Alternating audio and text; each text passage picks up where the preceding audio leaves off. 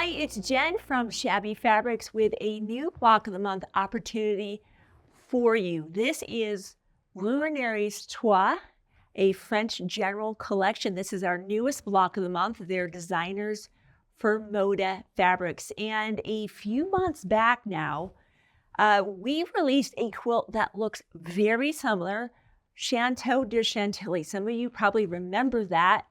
Again, another French general collection, and that sold out within days, with many people just so sad they had missed out on the opportunity to be part of that Block of the Month program.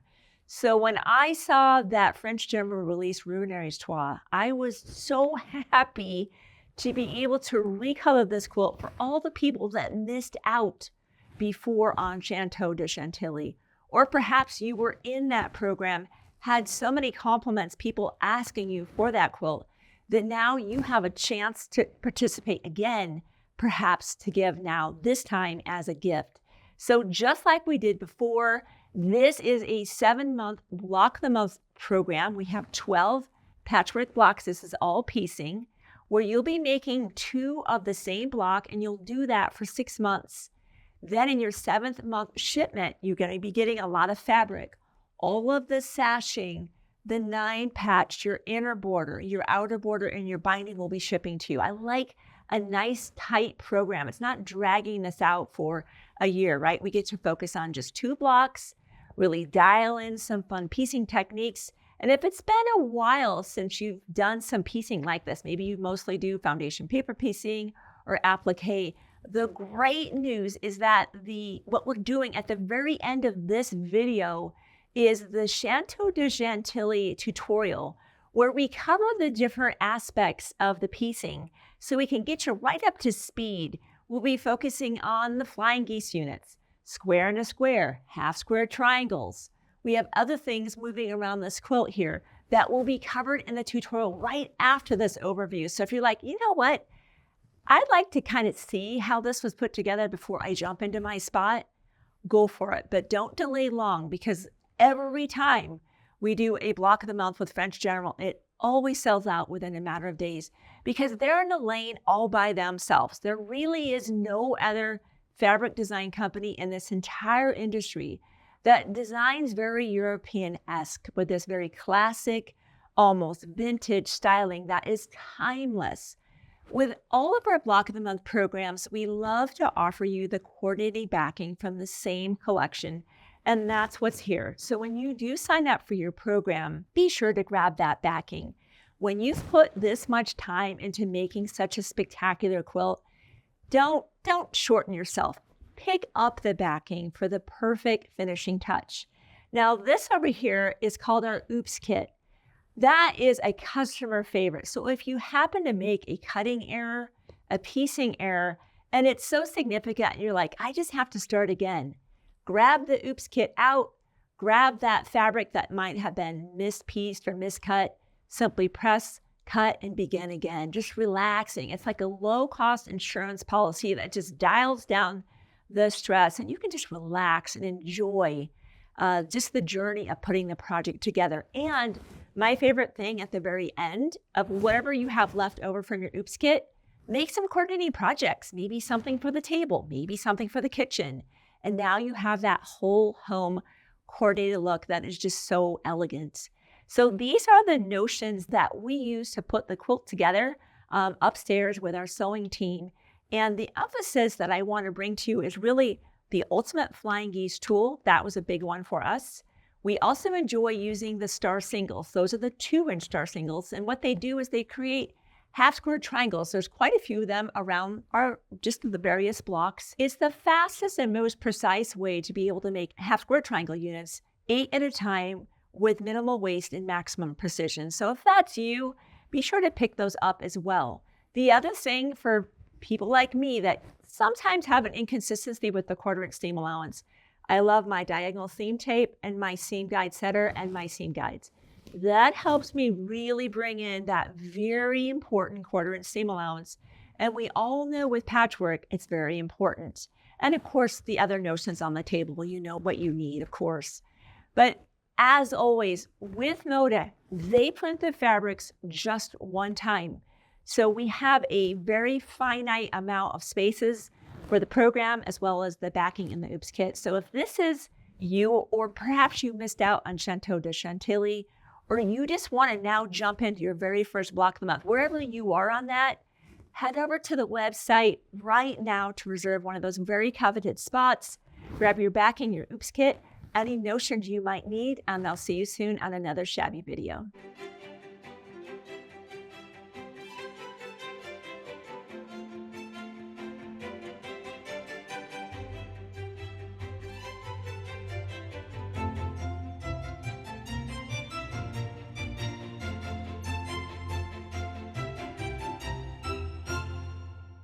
Hi, it's Jen from Shabby Fabrics. Welcome to the supplemental videos for the Chanteau de Chantilly block of the month. You did a wonderful job of securing your spot. For those that did not, unfortunately, get a spot in our program, please know that I am actively looking for another collection to recolor this quilt. We have several hundred people on the waiting list, and unfortunately, Moda did not reprint this collection. So again, I cannot emphasize enough for you. Obviously, if you're watching, you're probably in this program. You know how important it is on Monday, Wednesday, and Friday. Our emails go out at 5 a.m. Pacific.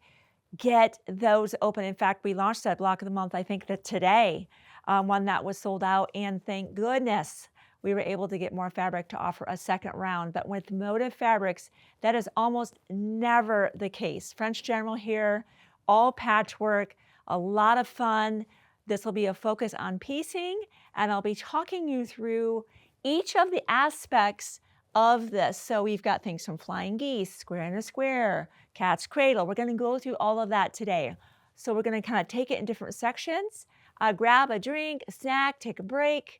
Obviously, these videos are free for you to watch and share with a friend. Maybe it's just a technique. Maybe they want to use some scrap fabric and try out some new patchwork techniques. I'll be touching on rulers as they make sense. And let's just dive into that.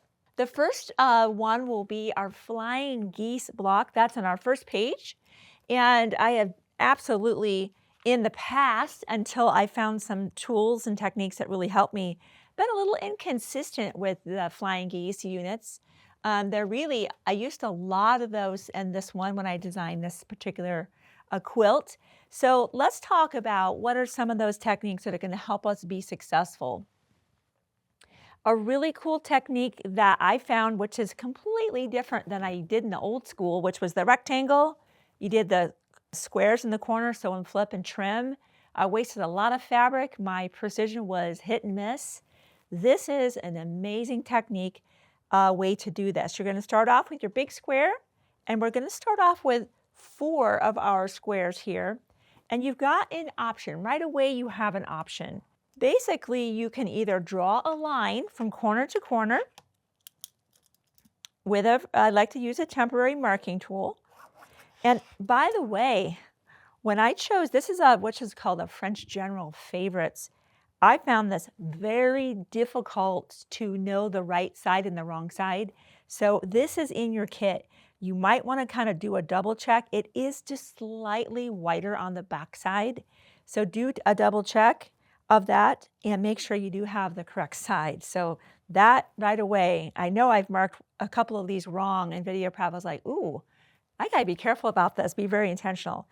You can either draw a line and place these corner to corner. Now I didn't do that here, but let's just pretend I'd drawn a line. And you would sew a 1/4 inch to the left and to the right of that line, but you have to be sewing a 1/4 inch away. Or my favorite technique, I'm gonna iron that line away, one of my favorite disappearing acts with that friction pen. One of my favorite tools to use is the Creative Grid Seam Guide. Why? I am way more accurate and relaxed when all I have to do is sew on a drawn line. I don't have to go find that 1/4 inch away from a line, and we'll just mark this way as well. So what we're going to do with the 1 large square and the 4 smaller squares is we will make 4 flying geese units that are slightly oversized and will have the ability to square them up. And I'm going to be using the Creative Grid Flying Geese tool for this. This is a cool tool, and if you love making flying geese, you're going to know why it's one of my absolute top favorite Creative Grid products of all times.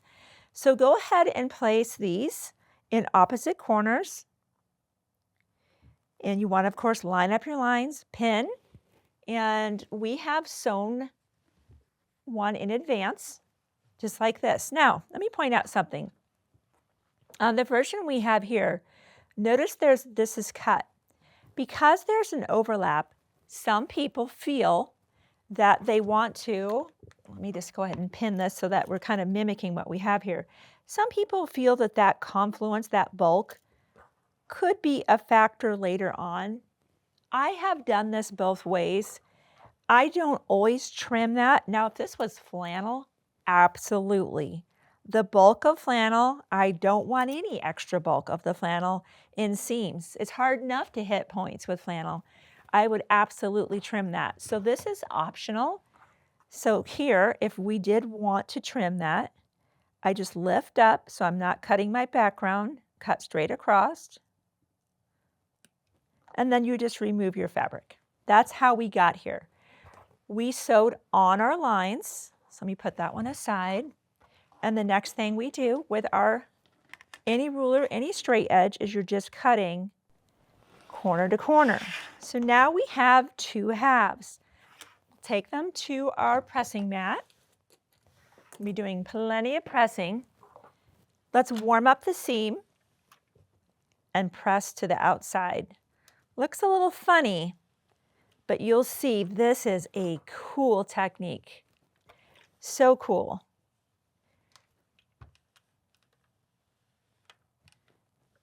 Once we have this, our next step is to take, oh, where did I put them? There they are. Here in this corner. See how they're jetting right through that valley. We'll pin, pin, pin. Same with this one, right? And sew on the line. So let me show you what that would look like. Easy peasy. Again, how relaxing to just sew on the line, right? We're not trying to seek a 1/4 inch away left and right.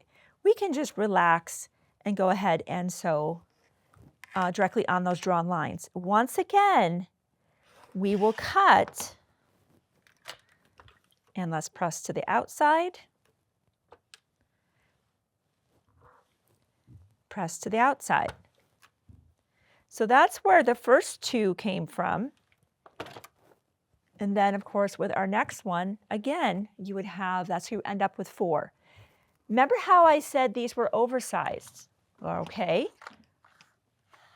Why are they oversized? Oversized is golden. It gives us a chance to use a squaring up tool. We don't have to be perfect in our piecing. We will want to be very precise in our cutting. Let's look at, and let me just turn this page over. I'm just going to show you how to quickly read this. I've done a lot of videos on this, but I'll quickly show you how to read that so we know how to use the tool to trim up our oversized flying geese unit. Our pattern lets us know that if we're using this tool, that we are going to go to the letter D, which is saying that when this flying geese unit is sewn into our quilt block, this is going to measure 2 by 4. All of the directions on the flying geese tool are about finished sizes. So if we know something's going to finish at 2 by 4, the unfinished size will be 2.5 by 4.5. So if you are home, you don't want to buy this tool, you would now get this, grab your favorite ruler, and you're going to size this up to 2.5 high, 4.5 wide. If you're like, nope, just tell me how to use the tool, Jen. I want perfect blocks. Awesome. 2 by 4 was us. This was telling us what size we needed to cut our squares, but we've already done that. We're already past that stage. What's key is this letter D here. We're now at the place where we're going to trim this up, and we're going to trim it once and trim it twice. Let's look at that. And this is why I love using this with a spinning mat, so I don't have to lift anything up. Letter D, that's us. Let's just bring in our fabric, and this will be very, very intuitive here. See the shape of that perfect little delta, that flying geese? I'm going to sit that right there. Comes up, comes down. Notice what's now available. The right side and the top side to be trimmed. That's the trim one function. The trim one function is two sides. The trim two function is the other two sides. We always want to square up a block on all four sides. So we'll trim here. Notice I'm not lifting up the fabric. I'm rotating the fabric to a safe and comfortable cutting position. And then I will continue to rotate again, always clockwise. I'm going to drop the trim two down into the pocket where I'm at letter D still. I'll push this up so you can see it. My head's out of the way. Remember, these are the two sides we squared up. So we know when we drop this right into that pocket, we not only have this guidance, notice this is coming right along the edge, that line's coming right along the bottom. It says 2x4. I mean, we have 5 layers of confirmation here that we're in the right place to make a perfect cut. And I'm here to tell you guys, true confession, I can't sew that well. I am never this precise. Being able to oversize a block and trim it up is how you get blocks this square. And so these tools are absolutely worth it. If it's in the budget, if there was one thing you bought today, get this. If there was 2 things, I would get it in combination with the spinning mat. You're going to use it again and again and again and again. So that is how we make perfect flying geese units. All right, I'll clean up just a touch. We'll move on to another part of our patchwork quilt, and I'll be back in just a moment.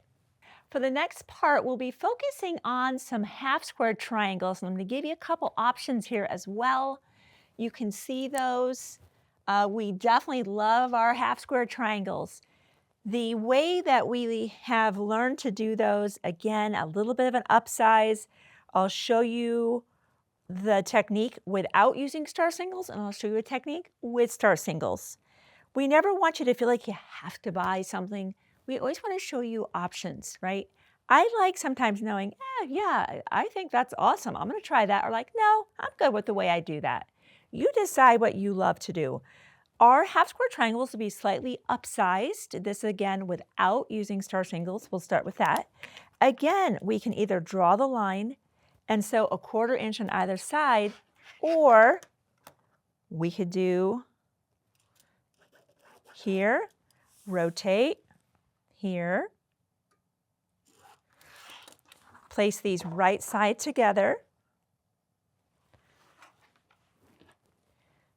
We sewed. Now we're going to cut them. It's looking a little familiar, isn't it? You're like, you just did something like that. Yes, I did. Right? And whenever we have a light and a dark, our practice, and it's a good practice, is to press to the dark. Press to the dark. I've had enough times where I did not do that, and I pressed to the light, and a dark thread, maybe red, kind of came out from underneath, and I could see it in my finished quilt. It drove me crazy. So that's another reason to push those seams over to the dark side whenever we can. Once we have our oversized half square triangles, which this is oversized, I got a lot of fabric here. Let me just put that so I'm not confusing anybody. Now, the whole thing we're going to do is square this up to 2.5. You can use the Creative Grid 2.5. It has the lovely line here.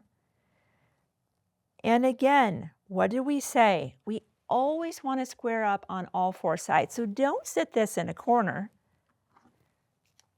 Sit that so that I can get some of this trimmed away on all 4 sides. If you don't have the smaller 2.5 inch square up, you're just going to use any ruler you have to square that up to 2.5. Easy peasy. Okay. Now, notice how I'm doing kind of one at a time. Whenever you have 2 fabrics placed right side together, as I did, and you cut them apart, you end up making 2 half square triangles, right? That yields 2. That was 1 and here's 2. Needs to be squared up. Why do we like star singles? We get to make 8 at a time. It's a little bit more efficient and we get to skip the squaring up. So there's some benefits to doing that. I love pinwheels. I love half square triangles, and I use these consistently. So if you are going to take the approach to using the 2-inch star singles, the paper itself tells you what to do. Step 1, cut 6-inch squares of fabric. Place fabrics right side together, again, being careful or very intentional of what's the right and wrong side of this particular one. I think that's the right side. Place that right side together, place the paper on top, and pin. Something I just realized. 6-inch squares. Let's measure this. We cut our fabrics actually bigger than what that instruction says. This paper is 6 1/4. I don't like cutting my fabric to 6 inches because my fabric would actually be, here, let me just show you what I'm talking about. It's going to be easier if I'm showing you what I'm talking about. If we cut this to the size they said on that particular star single,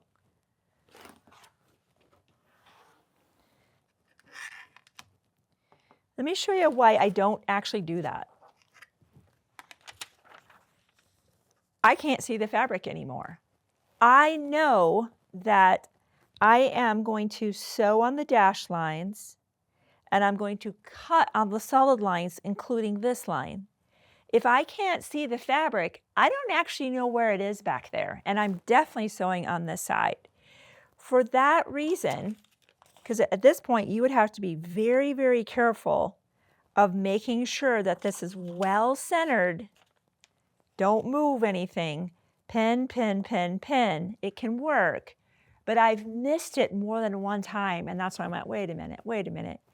I need to cut my fabric so it's just a little bit on the outside so I know for a fact that later on when I cut here, I absolutely have the fabric is beyond that line. So hopefully that makes sense.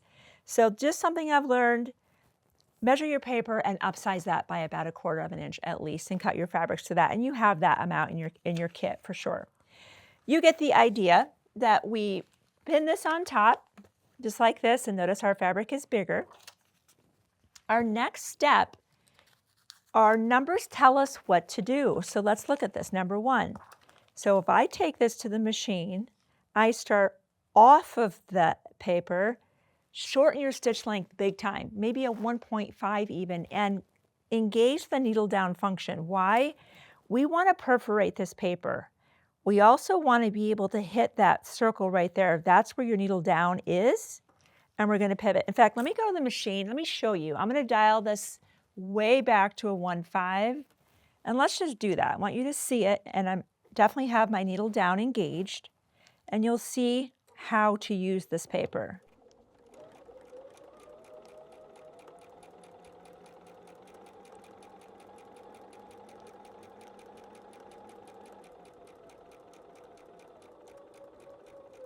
Slow down so you hit that circle. There. Lift, turn. Number 2.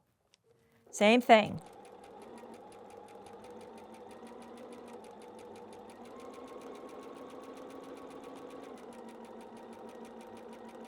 Slow down as you're approaching the circle. Sometimes you might even crank it down a little bit tighter to hit that circle. There. There we go. Maybe I'll increase that.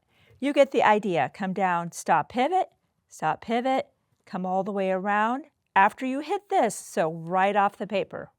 So once this is all sewn down, as I mentioned, we will cut. We're going to cut on our solid lines. Be careful. What you cut is what you're going to get. There is no trimming up step after this. So you want to be very intentional about cutting absolutely directly on that line. And trim, you get the idea. Here, I'll get one of these out of here and we're going to measure this. Let's just extract this one out of here. I want to show you about removing the paper.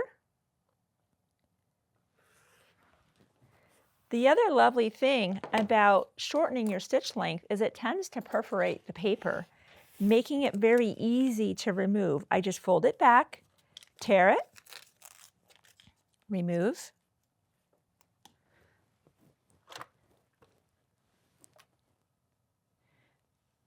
Still pressing to the dark. The only trim we need to do is to just get rid of those little flaps there. And when we lay this tool right on here, this is absolutely dead on at 2.5. Why do I love star singles? And they come in different sizes. I get to make 8 at a time. They're perfect. And I don't have to score up at the end. The paper does that for us, and I get to make 8 at a time, so I can get to my next block a little bit quicker. So that is how we make half square triangles traditionally, and also with star singles.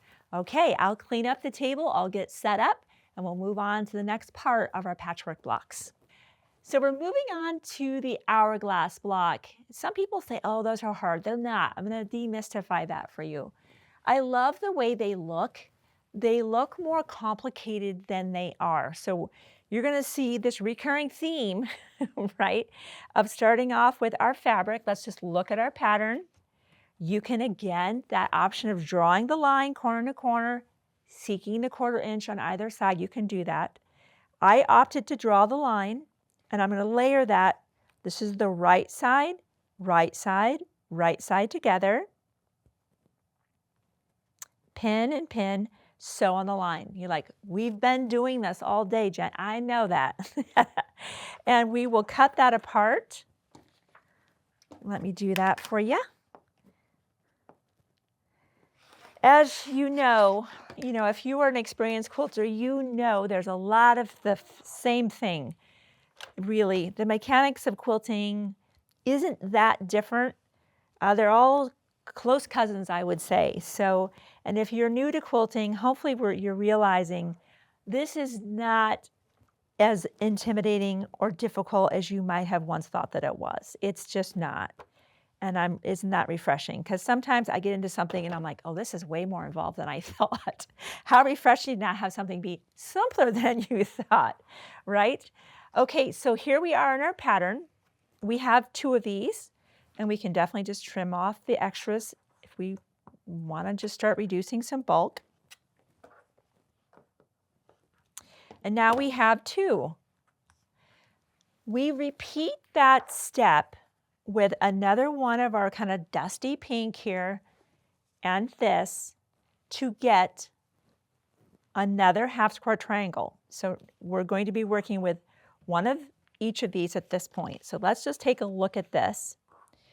So you can see here that we have our floral up in the upper right and our pink. And in order for this block to work out, these are going to be on opposite sides. See that? Sometimes I'm like, I can't get my brain wrapped around this, especially if you're working with a pattern that only has words but no diagram and you want to do hourglass. The simplest way is just start stacking the fabric and flipping it back to say, is this my sight picture? When you see that it is, and you can see that it is here, you're in the right spot. Your other clue that you're in the right spot, let me just trim off those little flaps here. Notice we press to the pink. This is key. Let me dial this back one step here. In this instance, remember how I said you always press to the darkest, usually? Not this time. In order to have interlocking seams, it was important that on the dusty pink, whatever's going to be bracketing this, whatever happens twice, you press to that color. No matter what quilt you're working on, you're going to press to that color if you're making an hourglass. Why? Because of what we just said here when we lay this out. By pressing to the dusty pink and pressing to the dusty pink, I have this lovely interlocking seam, which we know helps us be absolutely successful. Once again, we will draw a line either from corner to corner or use my favorite tool here and draw on either side.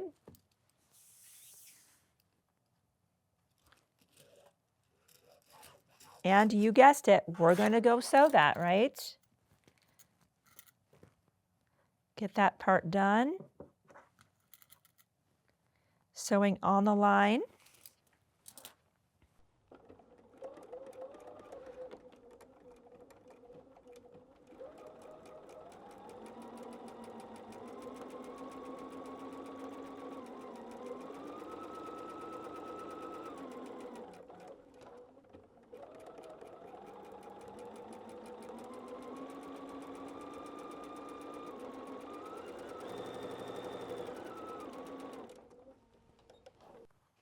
You probably know what's coming next here, right? We need to cut these apart. We're going to have 2 again. And let's take a look. Let's take a look. Look at that. That interlocking seam is what gets that point occurring. We'll press that. Let's press it open. Distribute that bulk. These are oversized. Again, we love to oversize. Why? We get that perfect clean cut every time when we have the opportunity to take that back to the mat with another ruler. And of course we would, again, press that, press the seam open, and you'll have 2. So we're oversized. So I will grab a 4.5 inch. I love that it has the diagonal line.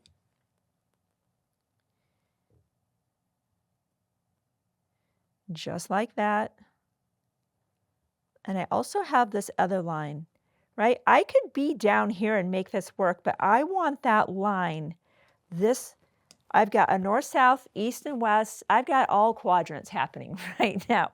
And I love that helps me get really in the bull's eye of the center of this thing. And we will start trimming.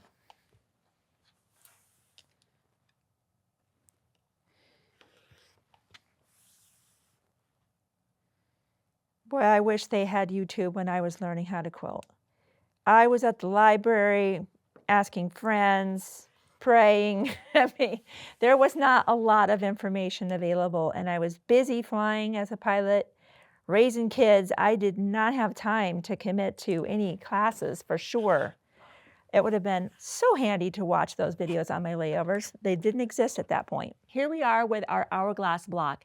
How cool is that? This is not hard, right? And I think it just adds such a beautiful look. It's almost like a fake square and square, but far more sophisticated. So that's how we make our Hourglass block. We're moving right along. I'll clean up again and we'll come back with yet another portion of our patchwork piecing. So we're moving on to the cat's cradle. That's not a cool name. Who came up with that one? I don't know. This is the cat's cradle in the corner. Another block is like, oh, how'd they do that? No problem, no problem. We'll start off with our square. We have some triangles. I should have mentioned this probably about 45 minutes ago when we started rolling cameras. Before you start cutting out any of these fabrics, and what reminded me is the fact that I've got a triangle here, is sizing. Sizing, inexpensive sizing. It used to be $1 a can. Who knows what it is these days with inflation. But down the laundry aisle of, you name it, a grocery store, Target, Walmart, wherever, you can get that lighter weight sizing, spray your fabric, iron your fabric. Why? It helps stabilize bias. We've talked about that briefly in other videos. When you have the width of the fabric and the length of the fabric, there's not that much stretch. But as soon as we start involving a diagonal cut, look how it can bow, okay? On this particular project, we have a little bit of bias, and this is no problem. Now, one thing we'll do to start off making our cat's cradle is we actually start off with this portion right inside here. We'll build that, and then we'll add the second half. So we'll place this on the right side and sew.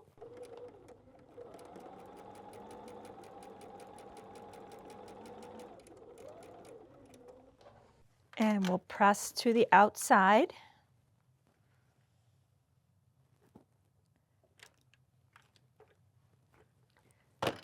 Okay. Boy, I do love using Moda fabric. Just feels so beautiful in my hands. And you know, something else I want to tell you about, this, I wasn't planning to say this today. Moda is one of the companies that still embraces what's called screen printing. So many companies have completely switched to digital fabric. There is something about the hand, the touch of screen printed fabric, which is what we've had since I was quilting many, many decades ago now. There's something about it that's extra special. And the French General collections, to my knowledge, will always be screen printed. So you have something very special in your hands, because I think there will be a time in our life where everything's going to move digital. And that fabric that was screen printed in the old way is going to be some of our most coveted and important fabric. So I'm really happy for you that you got your spot in this program. Really happy for you. So looking at our diagram here, this is where we are. Next one goes here. I'm just going to flip that over. I'm going to sew from this side. Let's go sew our 1/4 inch.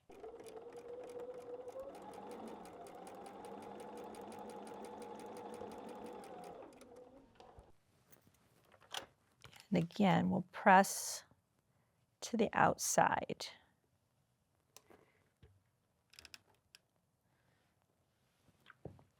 Do love our French General fabric. That is for sure. Now that we have this, let me point this out. We have to trim right around there. How do we do this? Creative Grid is so smart. You know, I'm so used to using just this edge or this edge. I rarely get to use these lines inside. Today is one of the days we get to actually do that. So as we bring our ruler up and we look at this, see how we get to frame that gray square there? And look what happens. There's kind of an X created. Hopefully, we're going to zoom in on this. This is very important from the overhead camera. This dashed line is where we will eventually sew, but the part that's exceeding that needs to get trimmed away.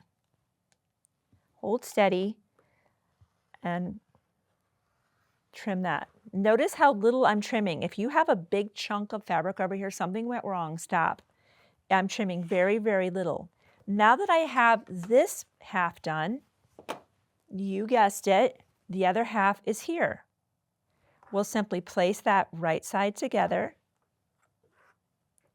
That's X marks the spot. That's the place that will go sew.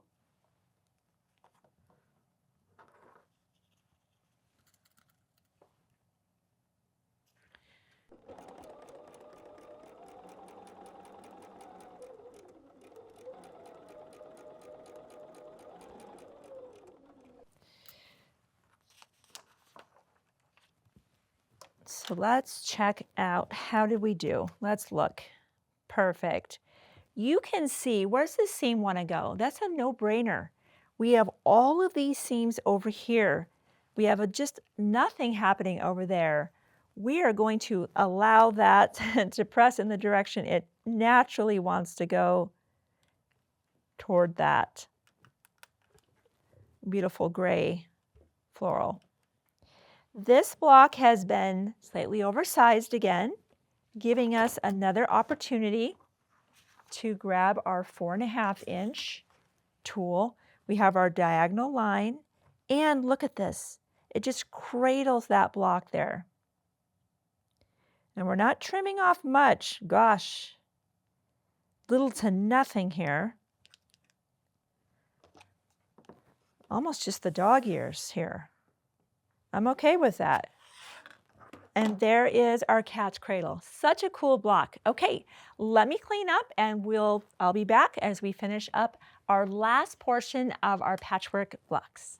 For the very last, what I would say element really of how these blocks are put together is our square in the square. So easy, easy, easy. You start off with a 4.5 inch square. And at the end of that, it still needs to measure 4.5. How do we do that? Easy, no problem whatsoever. Let me just show you where we're headed. Squares, this time we will draw on that line. I've been giving you the option. Now we are drawing directly on that line, and you're repeating that. And you can certainly work in opposites as we did, where you draw on the line, sewing on the line. So let's just look at this one. We sewed on those lines, we took it to the sewing machine, sewed on the line. Grab whatever trimming tool you want, and I lay that dashed line directly on where I just sewed, and I trim. Same on this side, flip it around, and trim. And let's just press to the outside.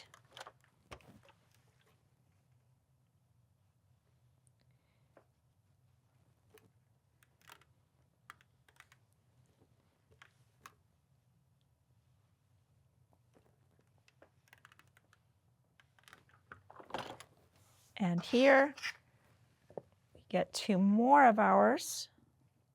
And I would pre-mark those. I'm going to take that one. All right. Pin, mark the line. Oh, left my blade open. I should do push-ups. We do that. We say, all right, whoever leaves their blade open needs to do 10 push-ups. That's always interesting around here. We just do that to try to keep everybody safe. Every now and again, I do that. My apologies. So pin, pin. Hey, we've come this far. We might as well just finish this up.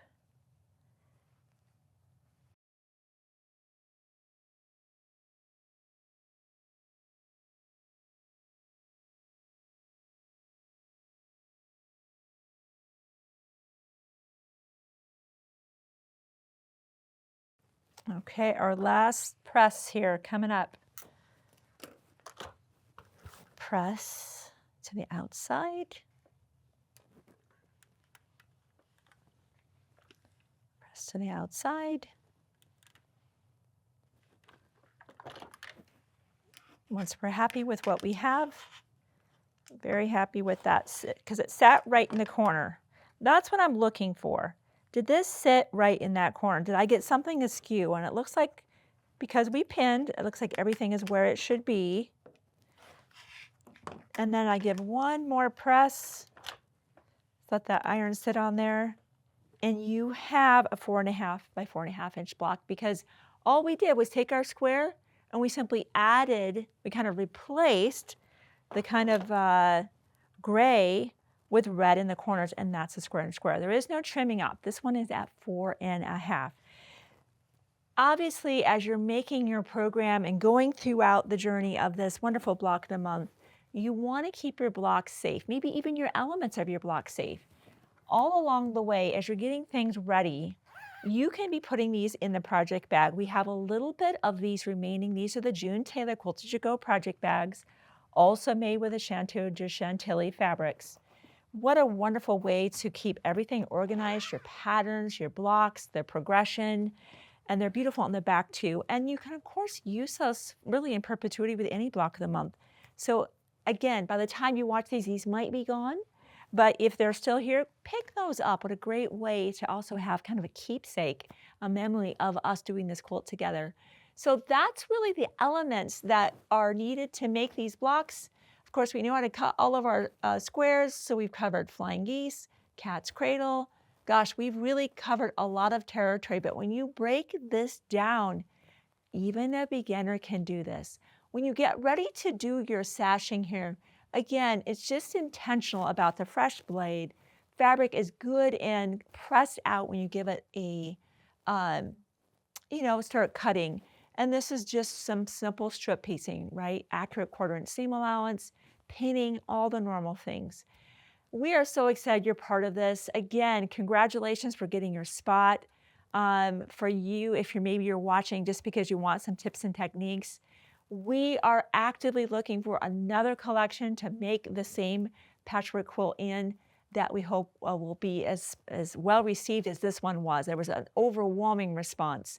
So thank you so much for trusting us to be a part of your Block of the Month team all throughout the year. I look forward to seeing you soon on more Shabby Fabrics videos. Bye-bye.